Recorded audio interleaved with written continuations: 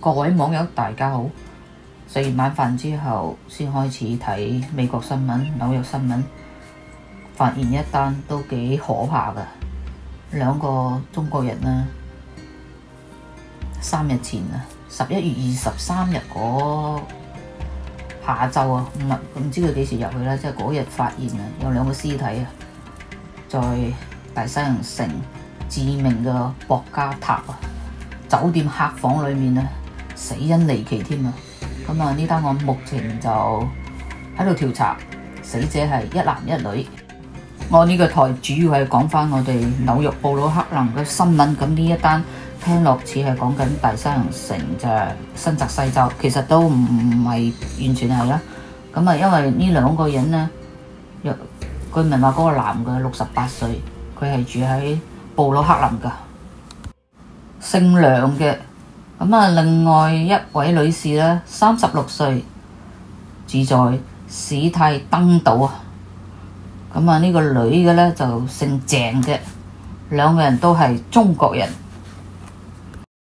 警方於11月23日下晝啊5點左右，在酒店房間內發現兩個人嘅遺體。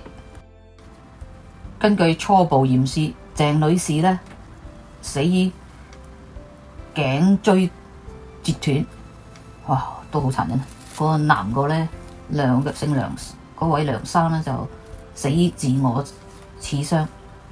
咁係咪一個殺咗一個人，跟住另外一個自殺？而家警方又冇咁講喎，即係仲未證實個實情，呢個案件係咪屬於謀殺、自殺咁啊？而家仲未公佈係咁嘅樣，或者有其他情況。強調咧就話喺度調查進行緊，咁啊未決定是否進一步公開死因嘅細節。咁啊呢單案咧暫時係咁，不嬲都圖文不相符啦嚇。唯一個地點就啱啲嘅就係鏡頭真係大西洋城。至於邊間酒店、賭場酒店啊？咁啊而家補翻張相俾你哋睇清楚係邊一間博加塔。係大西洋城規模最大嘅酒店賭場之一，擁有大概係2000間客房啊，同埋多項嘅娛樂設施嘅。仲有一單新聞啊，今朝早講嗰單啊，咁啊大家都喺度追蹤緊呢一單㗎嘛。食飯之前睇到比較新啲嘅消息，話香港大火。今次死咗44個，咁啊希望死亡人數唔好再增加啦。受傷人數呢58個，仲有啲未揾返，好多個。香港新界大埔區鴻福苑5級火警在青煙中，相關救援持續進行。香港地宅人稠，火警頻仍，1年內火警多達萬宗，但多數小型家居火警。火警分成5級，一般到3級火警已全城瞩目，今次火警到達最高級別的5級，以死亡人數計，這是排在上世紀初以來的第8。香港今次火警引動全球關注，以及火警發生在高密度的高層住宅樓宇，救火和救援行動難度極大。二是今次火警燒的火光衝天，或是迅速蔓延，原因何在？綜合初步調查和專業界人士意見，今次火災有3大殺手。第一大殺手公認是大廈維修工程，用了不合規的物料，所以維修工程公司成了元兇，工程負責人要被涉嫌誤殺拘捕。香港大廈維修工程需要大棚，傳統方法是用竹子搭成棚架，現在環保有要求安裝外牆保護網、防水帆布和塑膠布，今次懷疑這些物料均不符防火標準，還發現大廈每層電梯大堂的窗外都有發泡膠暴風。由於棚架先起火，消防員救援過程中發現起火大廈外牆的保護網、保護膜以及防水的帆布與塑膠布，收火後的蔓延程度比和規格的物料遠遠為猛烈，蔓延得更快，情況不尋常。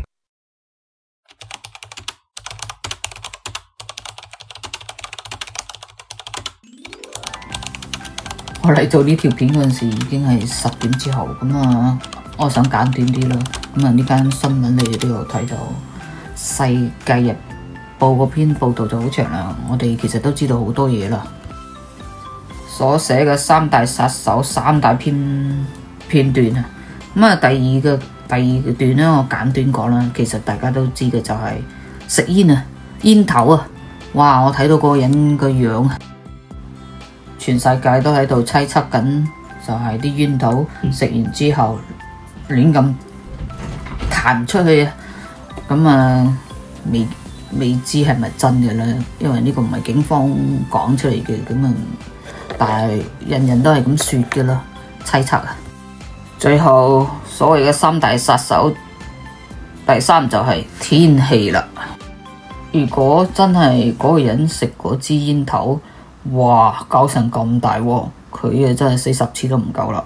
咁如果唔係嘅話，全網都知道佢喺度食煙都鬧噶啦。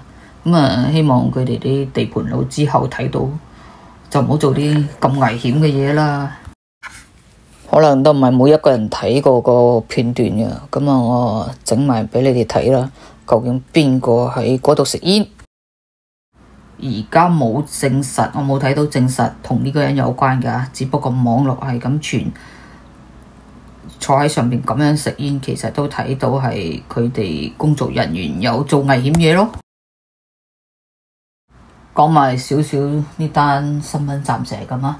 我知嘅最新情況就係暫時呢，香港大火嗰單呢，44個死亡人數，279人失蹤，3名工作負責人被拉咗啦。咁啊話佢哋誤殺啊。咁啊3名嘅消防員死傷啊。咁啊1個人殉職，888名消防員救火啊。唉。天有香港啦，因為都知道香港喺未發生呢單案之前，都覺得欠缺好多嘅運氣噶啦。呢條片趕出嚟嘅，咁啊係咁先啦，做得唔係太好，唔好意思啊。多謝大家嘅支持觀看，記得點讚，祝大家都好運啊，贏多啲錢啊！你哋話有冇搞錯啊？我都唔賭博，咁啊買六合彩啊！刮中都唔錯啊，係嘛？我睇到哇，有人中六合彩，又睇到刮樂，呢一期真係幾好嘅。咁啊，下一次或者聽日先講啲中六合彩嘅新聞嚟。片尾啦，聽下啲聽歌啊，聽歌嘅心情會舒服啲嘅。咁啊，揾首我都冇聽過嘅歌，同你哋一齊聽啦。咁如果冇興趣聽嘅朋友呢，咁啊，我哋下視頻再見。咁啊，你哋再嚟支持啦。咁啊，多謝晒，拜拜。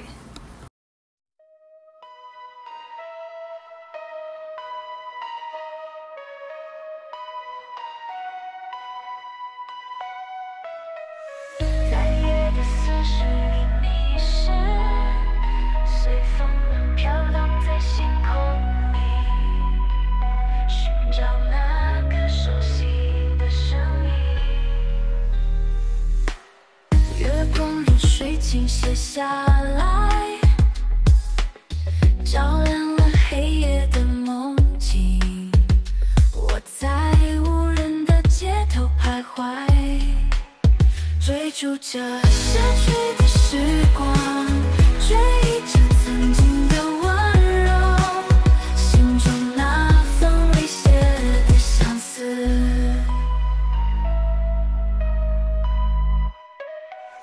被时间遗忘的誓言，在风中轻轻摇曳，仿佛只是一场梦境。追逐着逝去的时光，追忆着曾经的温柔，心中那份未写的相思。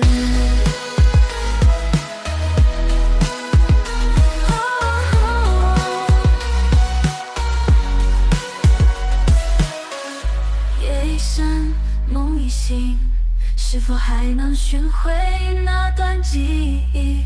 孤独的街道，无人的路灯下。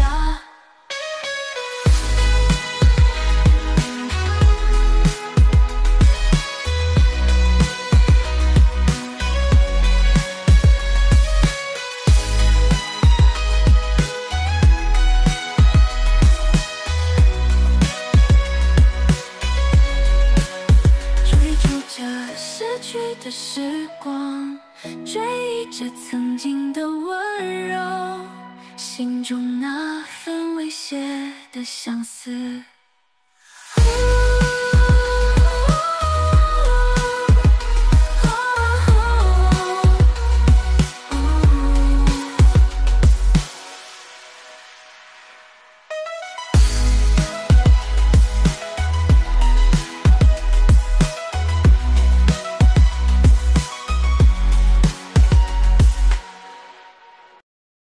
而家可以用 AI 做首歌出嚟咧，不如都要揾人填啊！如果用個夢字嚟咧，個夢字啊，寫詩寫歌都容易啊！其實第一個點歌嘅唔係 Johnny 係第二個，第一個嗰個哇，嗰個歌手名我都已經覺得有冇搞錯啊！佢話酒杯敲你個頭係咪？我唔記得，我真係以為佢喺度鬧我添啊！好似係有個後尾發覺真係有首咁嘅歌啊！不過嗰首歌我就唔識得欣賞啦，我揾首類似嘅俾你聽咧。音樂啊，下次先俾你啊，要改一改，發覺歌詞都唔靚。呢一首歌歌名《愛上一個人》。好多年前我在網絡寫心情日記嘅時候，我寫過呢一句說話：愛上一個人，咁有個暗戀嘅人就好傷心。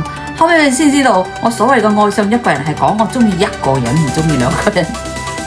愛上一個人，其實我如果換一句說話嚟講嘅話，就係愛上獨來獨往。究竟呢首歌係咩意思呢？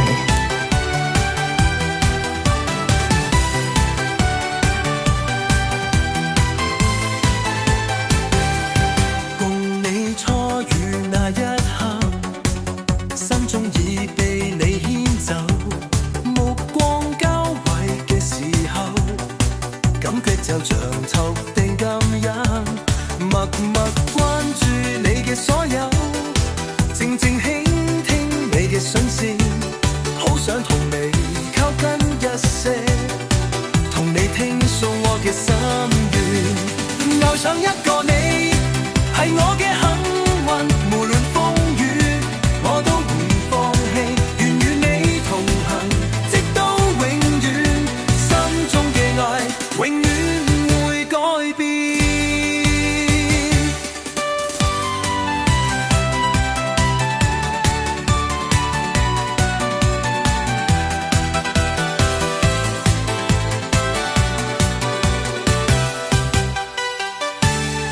同你相處嘅時光，甜蜜溫馨又快樂，一起走過嘅日子，充滿歡笑同希望，知道你心中嘅夢想，願意陪你去追逐，好想同你攜手一生，共同創造美好嘅未來。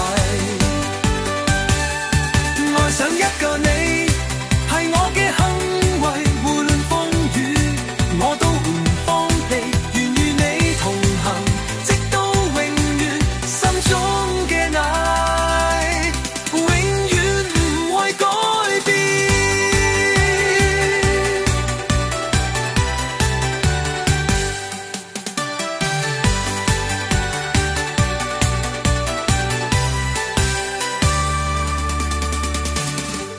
同你相處嘅時光，甜蜜溫馨又快樂，一起走過嘅日子，充滿歡笑同希望，知道你心中嘅夢想，願意陪你去追逐，好想同你攜手一生，共同創造美好嘅未來。